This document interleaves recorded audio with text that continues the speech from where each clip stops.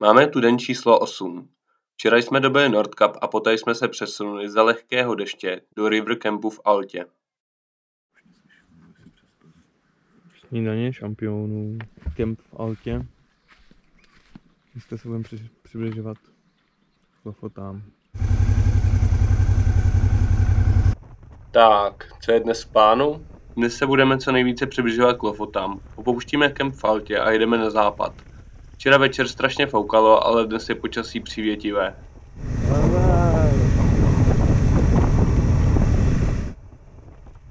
Tak teď hodinu pojedeme do obchodu, pak vezmeme si obídek a pak najdeme nějaký místo, takovýhle jako teď, kde se najíme a v obchodě si koupíme lososa k večeři.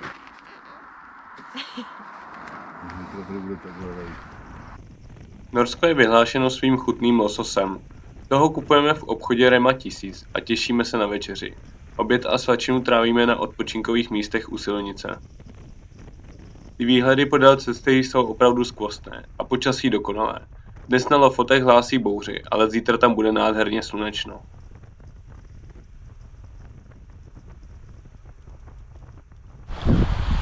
No prostě ráj na zemi.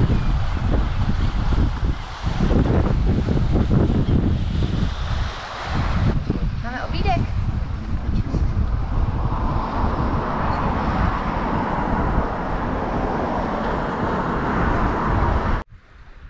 Myslím, že je poledne. Tahle ta strana je vlastně jako z jihu.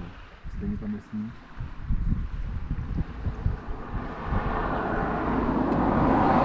Možná, že nám přijde tohle počasí normální a Norci se všichni radujou, že za 10 let mají pořádný teplo.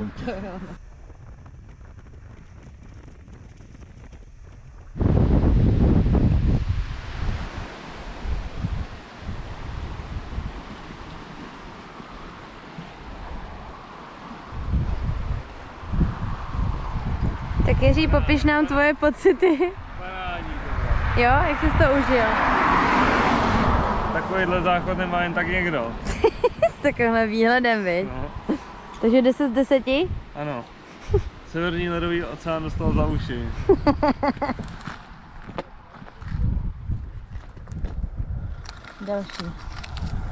Další z mnoha.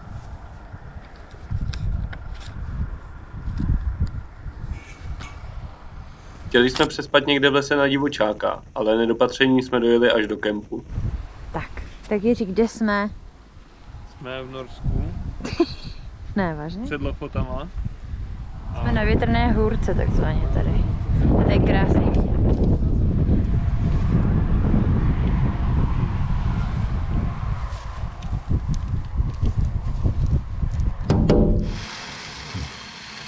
Losos už se připravuje.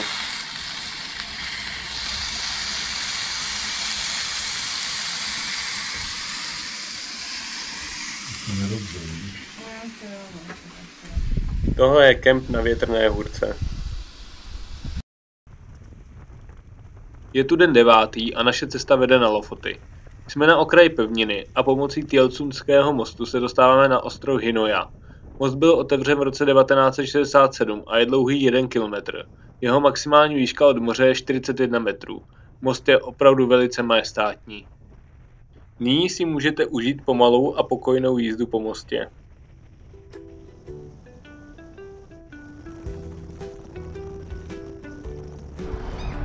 Tak jsme na Lofotech.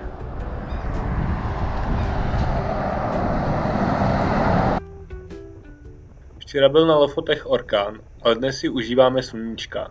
Pomalu dostávám i pocit, že mi ten déšť odpuzujeme. Tak, první bezdínka na Lofotách. Jdeme lepit samolepku.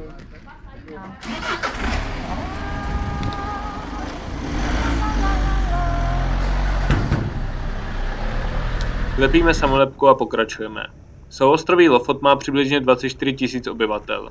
Je to přesně to místo, kde žili vikingové a vyráželi odsud na své výpravy po moři. Proto je zde i velice málo stromů. Dřevo bylo využito na stavbu lodí.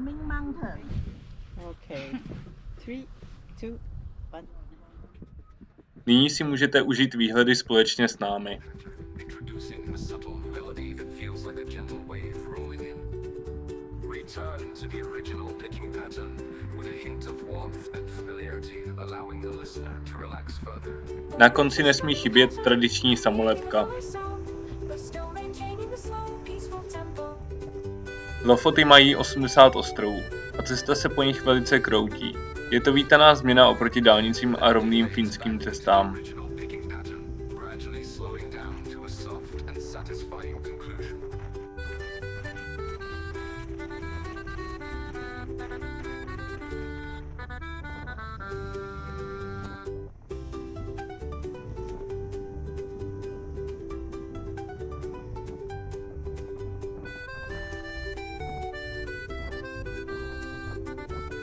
Dostáváme se až do nejvzdálenější vesnice A, která má zhruba 100 obyvatel. Zde uděláme povinnou fotku a vrátíme se do Moskenes na trajekt. Čekání na trajekt. Tak Marťo, řekni, kam jedem, kde jsme, co jsme dělali? Takže jsme momentálně v Moskenes, což je na Lofotech, na souostroví v Norsku. A jedeme na větší pevninu do Bodo. Byli jsme ve vesnici A, nalepili jsme tam samolepku. Takže už jsme byli všude. Můžeme jít domů. Ale je tady krásně. To je pohoda. Trajekt přijíždí a my se těšíme na odpočinek na jeho palubě. Do Bodo dorazíme až někdy okolo půlnoci.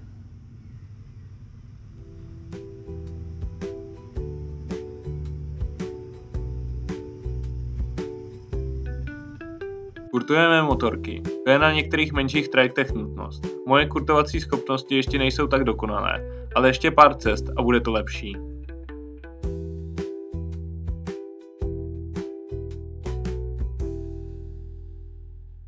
Ve večerních hodinách přeplouváme moře a už vidíme pevninu a město Bodo.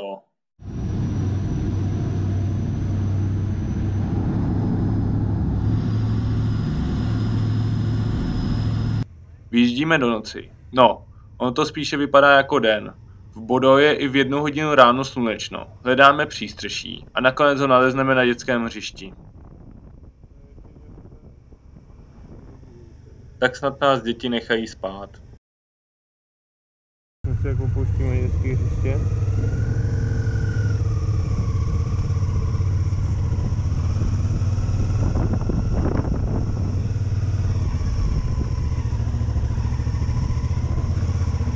Tak, kluci značkujou. Tam někde vzadu značkuje ještě Martin. Protože jsme momentálně na hranicích Norska a Švédska. Tohle asi znamená Švédsko.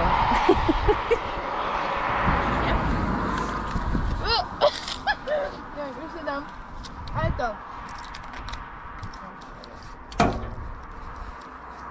Byli jsme tam.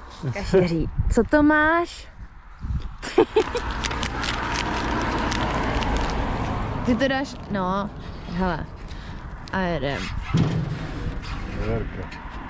Jak nic, Jiří, jak nic, co dáš?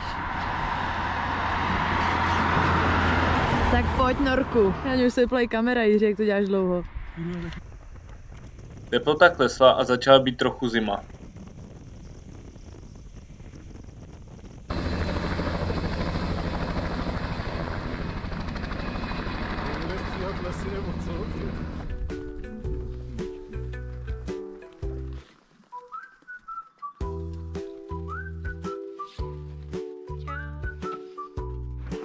Tak první večer ve Švédsku. Máme takovýhle parádní kemp. Tak takhle my si tady chillujeme. S kamárem.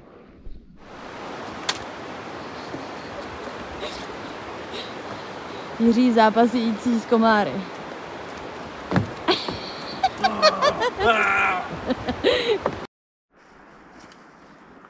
Tak už se balíme.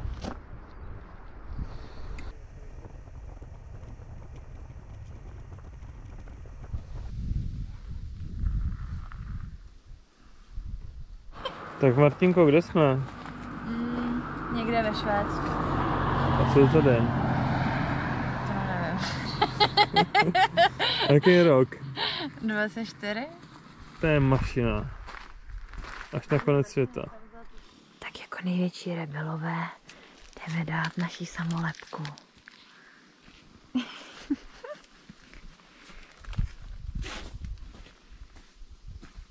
Tak ukaž. Já jsem vyzkoušel vodě odolnost bod.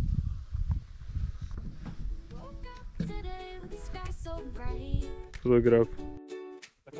A golden beam cut through the night. The world spins slow like a lazy tune, dancing shadows with the fading moon.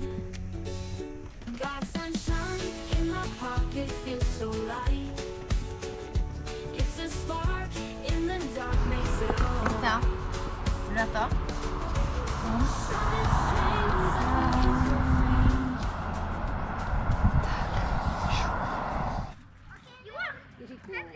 Dnešní přespání. No.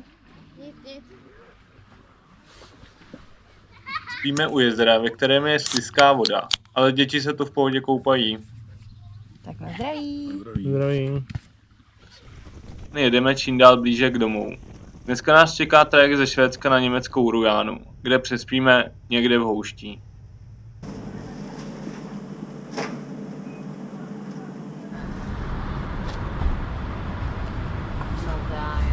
Poslední den ve Skandinávii. Martin. Já nechal tam nalepit dveře.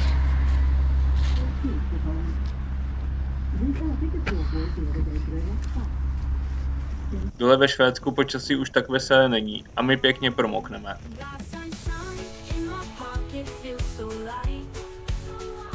It's a spark in the dark, makes it all alright. Tak jsme projeli brutálním deštěm. Ale řekl bych, že je celkem dobrý. Že už to vypadá celkem dobře. A jsme v Telenburgu a čekáme na trajekt. Tímhle s tím vším jsme za poslední hodinu projeli. Takhle to bude vypadat do budoucna, takže bude furt pršet. No to se někde ztratím. Se mi líbí tady B1, B2, B3 a C, D, E, F, G, H, K, J. Asi ne? Jo. Děkujem. Děkujem.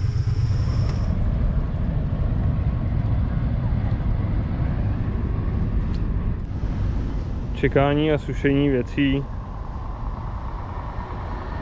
Nalodíme se na trajekt a jedeme z Trelleborgu do Sacnicu. Things as the waves go free. Life's a song and it's singing to me.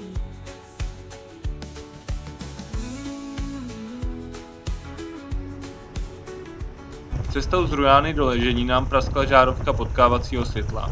Nejdříve jsem si myslel, že špatně vidím. S přibývající tmou se ale ukázalo, že žárovka je na Maděru. Nezbývalo jet buď pod tmě, anebo s dálkovými světly. Ahoj. Jsme v Německu. Jsme tady poslední přeživší. Poslední den. Pod Rujánou. Popijeme kafíčko. Půjdeme domů. A je nám dobře. Je tady teplo. Včera jsme zmokli. Teďka už odjel. Všechno je pozitivní teda. Praskla nám žárovka na motorce, takže jsme jeli pod mě. No, Jenom s ale dálkovýma. zvládli jsme to. Se 4 očima. Já jsem byla za Jirkou. Zvládli jsme to. A včera se nám podařilo si lehnout s motorkou jenom tak jako No, to se neřeklo. nulový rychlosti na parkovišti. Takže paráda. Jo. Jirková nožička to neustála. Budu muset víc cvičit nohy. Tak chtěli bych vám ještě ukázat, jak jsme říkali, že jsme jeli v noci, tak co nám k tomu svítilo. Jiří, ukáž prosím. Tahle ta se snažila.